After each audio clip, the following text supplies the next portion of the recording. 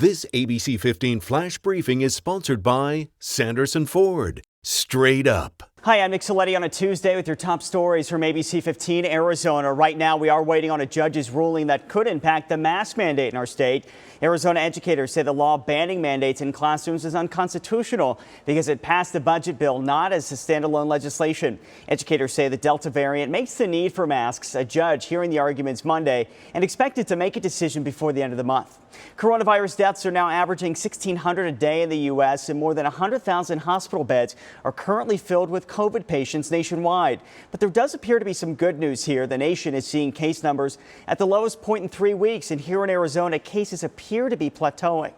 University of Arizona launching COVID-19 testing to go. The CATS takeaway testing program is for students, employees, and campus colleagues. It's a saline gargle PCR test. The university has 319 positive tests since the beginning of August.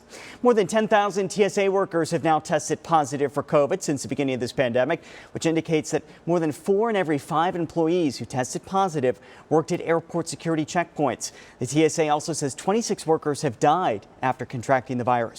Scottsdale has had its first hiking-related death of the year. Scottsdale Fire says they responded to Browns Ranch hiking trail Sunday afternoon after getting a call from a man saying he couldn't find his wife. The couple had apparently decided to separate on the trail and had agreed to meet back up at a specific spot, but the wife never showed up. Scottsdale PD says her death appears to be due to heat-related illness and environmental exposure. The woman has been identified as 57-year-old Donna Miller from Rhode Island. From the out-of-town visitors that aren't familiar with our dry heat, it can come as a shock to people as they're out here. As they start engaging on the trail, it hits them sooner than they expect it to. From July 15th to now, Scottsdale Fire says they've responded to 15 mountain rescue calls versus 6 calls the same time last year. Thousands of Arizonans are either a little richer or their wallets are a little emptier right now after placing some bets thanks to the nonstop ads and billboards. Legal sports betting happening right now. ABC 15 learned Arizona is already one of the top 5 states in the country for betting. Take a look at this map from midnight Thursday. It shows the number of logins by Arizona bettors in just the first legal hour. And get this, from Thursday to Sunday, a location company, GeoComply, tracked 6 million betting app sign-ins in Arizona.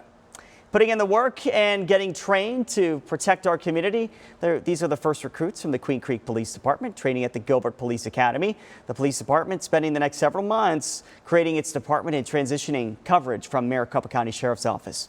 A leader in innovation once again. U.S. News & World Report naming ASU the most innovative university for the 7th time, beating out MIT and Stanford. ASU, known for its breakthroughs and advancements in technology. Other rankings on the report include number 10 for best undergraduate teaching and a top 10 ranking for first-year experience. Time now for that most accurate forecast. I'm meteorologist HERMOSILLO. It's going to be a hot day today, still not as hot as yesterday, but only about a degree difference. Look for a high of 107 this afternoon with clear skies and some light breezes as we head into the evening. Today across Arizona, still topping 110 out at Lake Havasu, with Lake Havasu reaching a high of 111. Upper 90s for Kingman, 70s today in Flagstaff, and we'll top out at about 94 today in Sedona. Expect more breezes across northern Arizona today. Gusts at times near 20 to 25 miles an hour. Winds not as strong here in the valley, but we'll get some light breezes this evening, and that also helps with air quality, dispersing that air a little bit, so no buildup in that ozone pollution. Should stay in the moderate range today. The next 7 days looking dry as our monsoon weather pattern really just not showing up anymore at this point, and it looks like we're going to stay dry through the weekend with highs closer to average by this weekend. A few more clouds Friday and Saturday, but all in all, this rain chances limited to the high country by the weekend. For the latest headlines, weather, and traffic, go to abc15.com or just download our free ABC 15 mobile app. This ABC 15 flash briefing is sponsored by Sanderson Ford. Straight up.